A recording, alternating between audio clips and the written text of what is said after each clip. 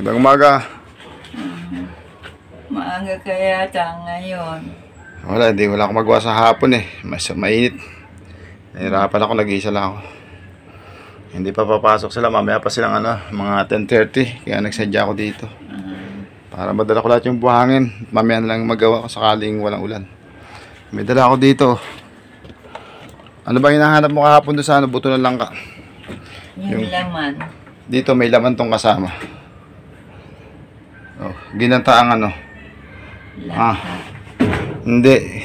Ginataang malagkit na may langka at may munggo. Ay. Lipat nyo. Ano sa tingin nyo? Anong klaseng luto yan?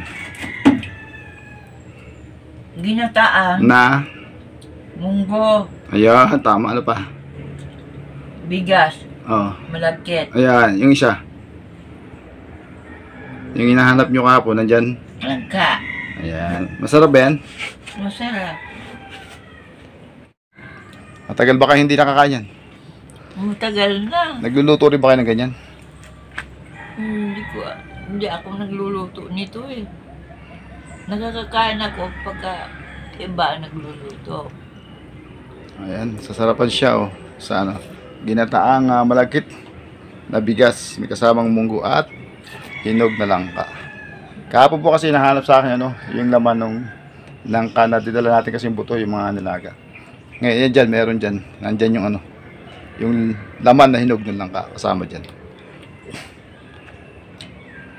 Ay, maagap tayo ngayon mga kaibigan, mga kalingap. Nadalayin ko lang muna yung mga buhangin. Kumain na ba kayo? Oo, kasi 13 sako to. Eh, nagagahol ako sa oras. Ngayon, mamaya pa ang pasok nga sa ako, 10:30. Ngayon, mga 8:30 yata.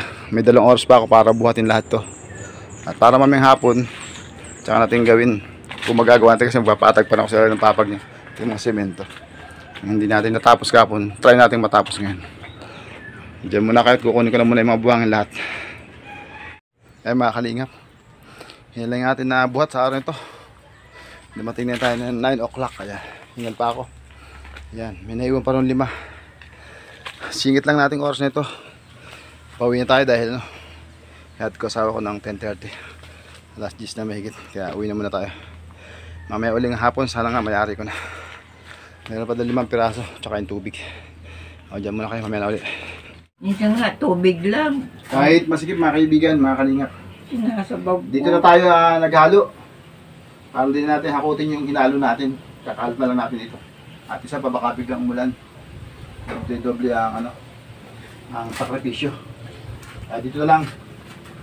Pag nahalo na natin dito, kaya talaga medyo mahirap siya. Kasi wala kang pag-igutan. Gawa ng maliit lang itong ginawa ko ito eh. Ano lang ito, 8x8 ang bahay nito. Bala nga lang, 8x7.5. Dito na natin, hinalo itong unahin muna natin yung bowl. Para kung sakali man, hindi natin mayari ito. At least, mapatigas na yung bowl bukas.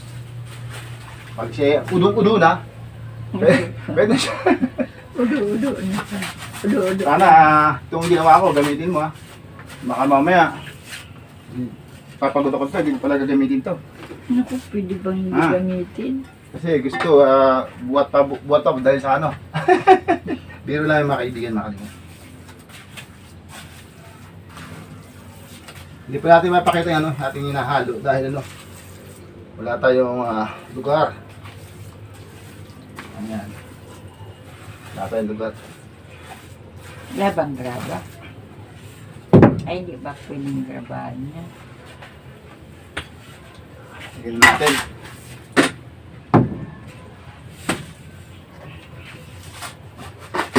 Unahin natin dito sa sa kanyang Udo-uduan. uduan daw, uduan. Udo-uduan.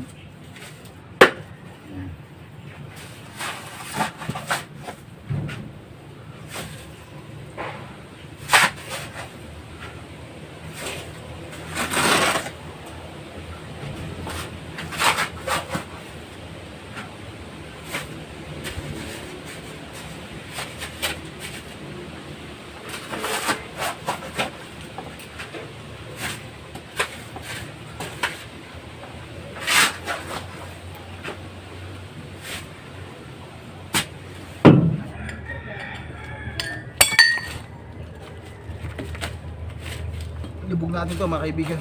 Ano yan?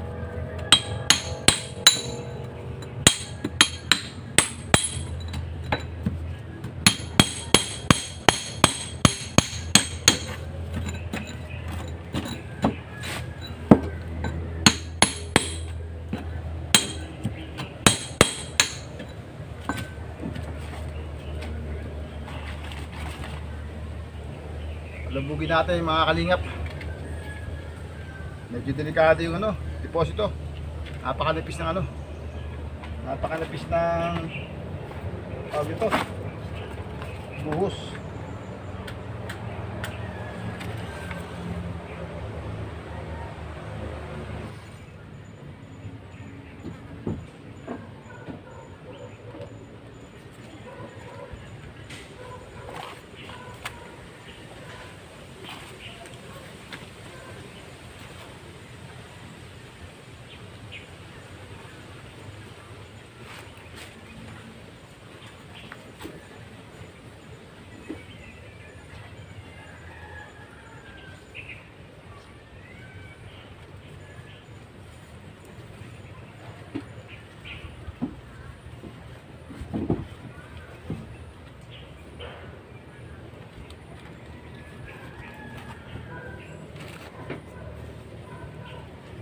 Sulugin na natin. Hindi. Kausap ko yan ano, sa mga kaibigan mga kalingap. Ito yung technique ng ano, pinalalambot natin para ano, mabent natin.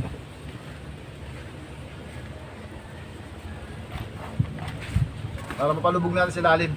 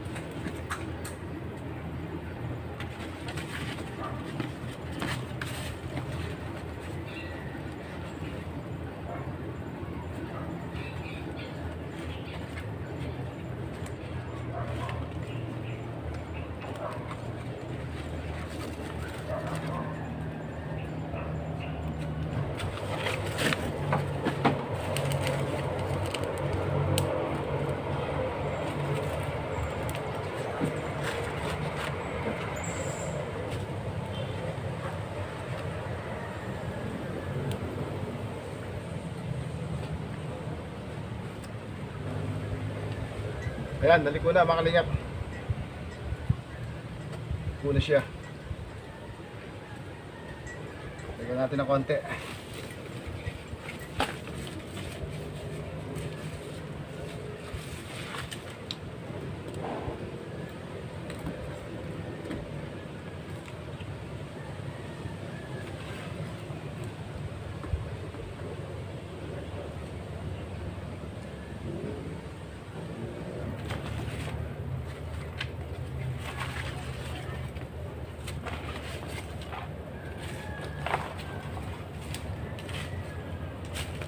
Okay na mga kaibigan, mga kalingap. Ganun yung ano, yung pagka-binevent. Initan kaya lang ngayon medyo ano, hindi masyadong smooth na pagkaka-bent. Dapat kasi may hawak tayong basahan. Pagkatapos mo siya initin, nakuha mo yung hubog na gusto mo. May basahan nga para ano, tumigas na ulit siya. Kaya lang wala tayong basahan. Pero okay na yan, hindi din yung tatagos. Dito sa loob naman ulit. Ayan mga kaibigan, mga kalingap. Inuna na muna natin yung bowl para tumigas na siya. Pwede na niyang gamitin bukas. At tinabang na natin tong grito din. Ito muna natin ginawa kasi siyempre ano, nandyan siya. Papwesto. Hindi natin, kasi baka bigla umulan. Mahirap magpasok ng bigla-bigla. mababasa siya. Tsaka siyempre hindi pa matitigas ang flooring nun. Kaya hindi mo natin ginalaw. Susunod na araw na lang ngayon. Kaya mo natin nagawa sa araw ito mga kaibigan, mga kalinga. For the first time sa history, yata sa buong mundo. Ngayon lang yata nyo makikita na mayroong isang bowl sa uluhan papag ng taong gagamit. Bakit nga pala sa uluhan? Bakit napunta sa uluhan ang bowl? Kasi nga, pa ako nga inihila papunta dyan. Ayan mga kaibigan. Kaya Uupo ako doon sa bowl. Tapos isang bangko, dalawa, ganyan. Lalagyan dyan. ayan. Lalagyan ng bangko. Lalagyan ko ng paa ko. Kaya, hindi mahirap, hindi. Kaya wala tayong magagawa kung yung talaga ang lugar niya, no? Ano? Kaya wala tayong magagawa yung talaga lugar na mapapwestuhan niya, no? Oo. At least, kayo naman nagagamit niyan. Alagaan nyo lang sa linis, no? Pwede ka naman umupo dyan, maligo, pwede ka na dyan mismo nakaupo. Oo. Kung kaya mong maglaba-laba na, dahil nakaupo dyan, pwede mo na pag maglaba kasi may gripo ka na dyan. Kaya lang, medyo may kababaan mga kaibigan, mga kalingap. Di bali, kasya pa rin naman yung balde. Ayan. For the first time, yan. Maaaring matawa kayo, maaaring magtataka. Bakit ganyan ang design? Katulad po ng pinaliwanag niya. Kasi isang paa niya yun, baldado. May fractured po siya. Yan po ating isa sa mission pa, sunod na araw, itong lingkod to. Para alamin sa doktor kung sisimento yung ba yan o pwede pa ba. Kasi 2 years na nagdadaan. Yeah. Kasi po itong gumagana, hinihila lang yan. Itong isang to hinihila. Tapos ngayon, hawakan niya yun, panan. Tapos papato niya rito, tsaka ito, doon sa bowl yan, mga kaibigan. Kasi naman po sa nilalagay niya lang sa plastic, Noon nga po sa kabila doon, kalahating taon, sa loob lang po na isang ganyan, Dalawang ganyan, naipon niya doon. Walang nagtatapon. Kaya buti pa nga yan, may bowl. At least direkta siya makakadami dyan. Patigasin na lang yan bukas, mga kaibigan, mga kalingap. Yan. Doon na tayo sa likod, try muna natin maikabit yung may supply ng tubig. Ikabit natin, try natin, matatapos natin. O, dyan muna kayo kasali, ha? Ano? 345. Pagka mga 3, pagka 420 sabihin mo sa akin. Ano pa? 420. Pag Malilate ako sana. 420. 420. Sige, sasabihin ko. Malilate ako Problema ito, paano natin magawa ng paraan? Yun nga po baka magkaroon na ng tubig yan. Tubig na nga kanina. Matulo na iyan.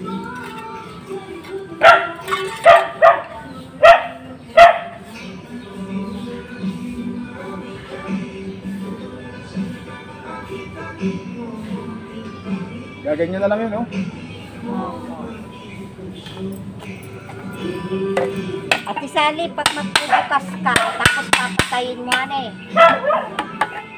alas 9 ka magbukas ng tubig o kaya alas 8. Ay, mga kaibigan, mga kalingap. Yan lang muna natin nagawa. Nagkakotay ka ng maga ng buhang, hindi ko na naipakita sa inyo.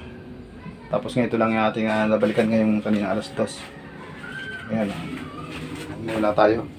Wala tayong oras, naghahabol ako ng oras. Susundo ko ng anak ko. Kailangan makating ako nakabayanan ng 4:40. Ayan. Kano kasali? Bukas na, susunod na araw na, Hindi na muna ako mangako bukas kasi may pupunta na ako bukas, Oo. Sensya na kayo lang natapos ko. Oo, okay lang. Kung anong magagawa mo, anong kaya mo. Maraming salamat sa iyo. Nahiya ako sa iyo kasi susunod ko pa pala ng anak mo. Kaya, pasensya na. Sige, pasensya na rin. Tuloy mo na kasala. Bukas sa susunod na araw na lang, Hindi ako makapangako, Sige. Sige,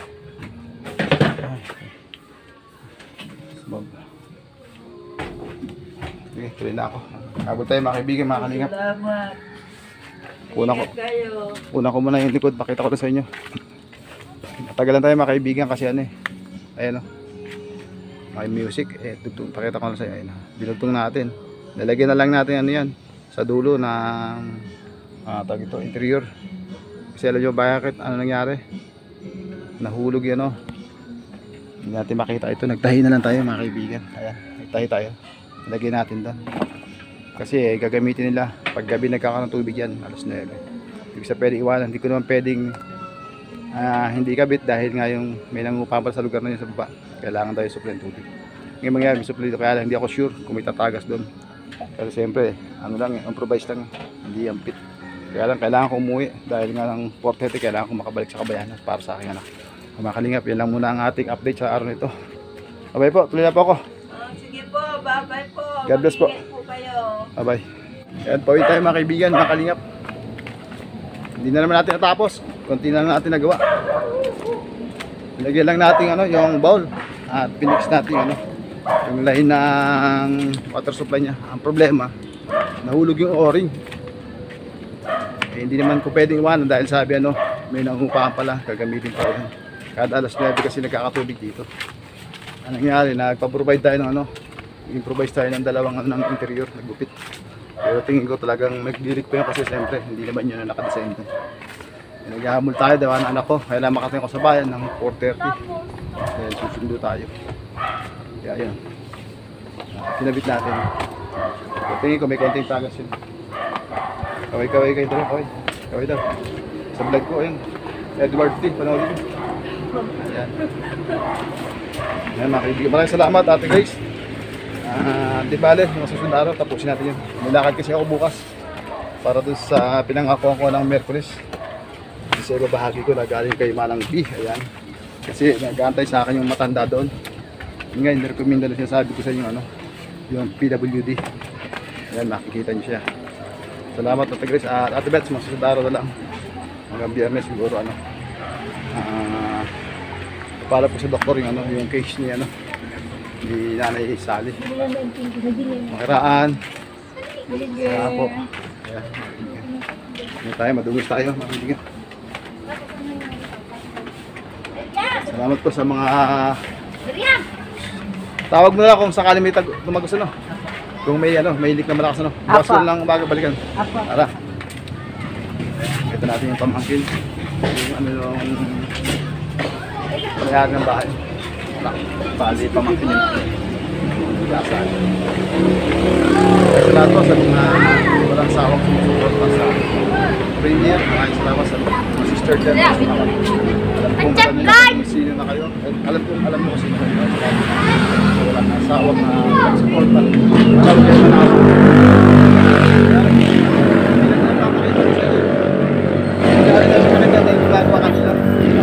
Kahit padulis tayo. Hindi tayo makaligigan. Kalingap. Araw na lang ulit. Magbuwan na rin doon. Shout out. Shout out sa inyo lahat. Salamat. Maraming salamat. Ito lang. Bye-bye. God bless.